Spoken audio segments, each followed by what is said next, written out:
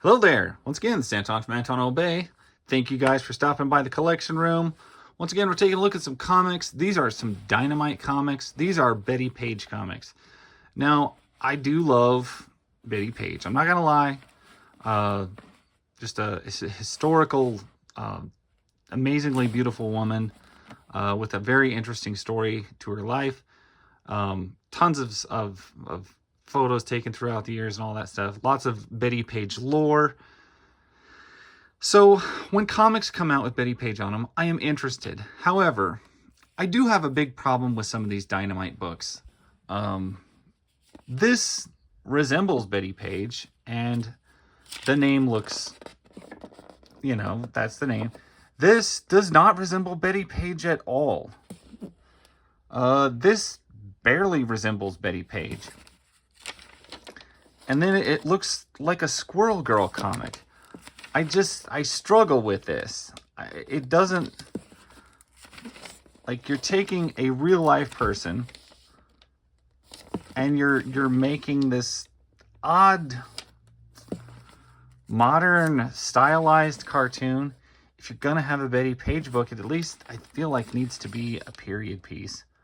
I don't know. I don't get these. I don't know why her name's attached to them. If it's not supposed to be Bettie Page, it's like a grandchild or something like that, or a distant, I don't know. It doesn't make any sense.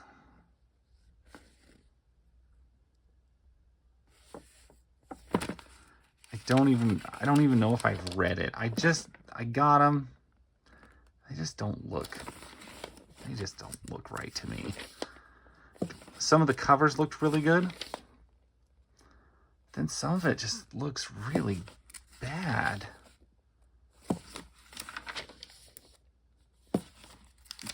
I got some Bettie Page comics one time, ages ago, that they were all Linzer covers, and I'm trying to think who made them. But they had, like, Bettie Page being a spy back in the FBI in the 40s or 50s and 60s, and it made sense. I don't understand what this is. It just looks weird. Also, and I'm gonna confess, I haven't read these. And these are also, they had a lot of water damage on them, so they have, like, weird crinkly pages. I don't know. They were a bargain, even though I was hesitant to pop on them, because, I mean, some of them have been good. Some of them have just been like this. They just don't look right to me.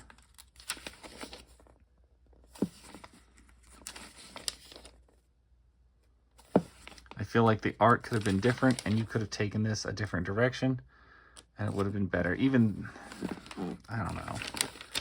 Yeah, I'm complaining too much. I'm not wild about it.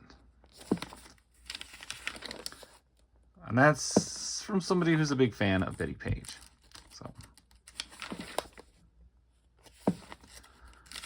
This particular series, I am not a big fan of Dynamite's handling on them. I think there was a different series that ran. I know there was a different series that ran, and I thought it was significantly better than this. I do have 2 copies of issue 2 with the variant covers. I don't know if you can see some of the, like, damage to the books. They've been kind of, like, I don't know, either got water on them or stepped on or crumpled up or something like that. But they're kind of rough. That is how they were when I bought them. And they were well documented that way. They're just like, these are super cheap. They're very rough. And that's why I'm not super upset about them, because they were extremely cheap. I got a big pile of Bettie Page comics, and I think it was like $10 or $12 for these. Not these 4. I think I got like 20 books or so. Even with water damage. I mean, they're reader copies.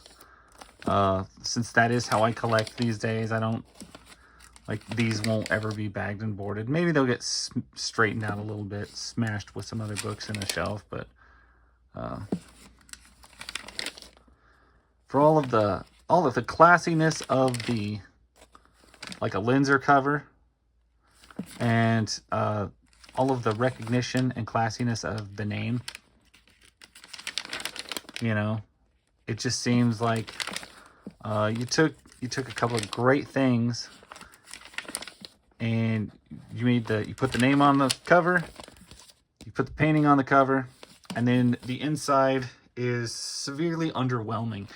And I think that Dynamite does this kind of quite often. I've noticed this with some of the Deja Thoris comics that I've had.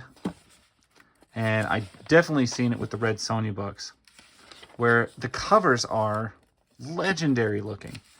And your, of course, your name. You've got Red Sonja, Vampirella, some of the characters that they're covering. Deja Thoris, Warlords of Mars. And then you open the inside, and it's very, very, just extremely underwhelming. And then you'll have multiple covers to sell more issues. And they really just feel like books that were made to be bought for the cover and never read. And I have thought that numerous times about Dynamite comics. See, that doesn't even look like Bettie Page.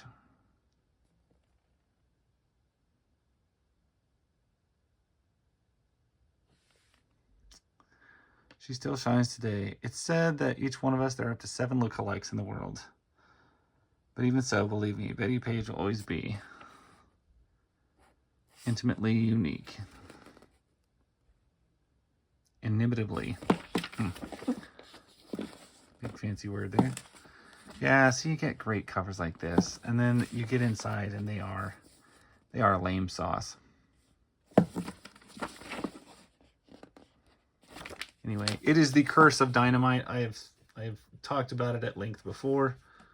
As far as these covers go, I think I'm going to rate these.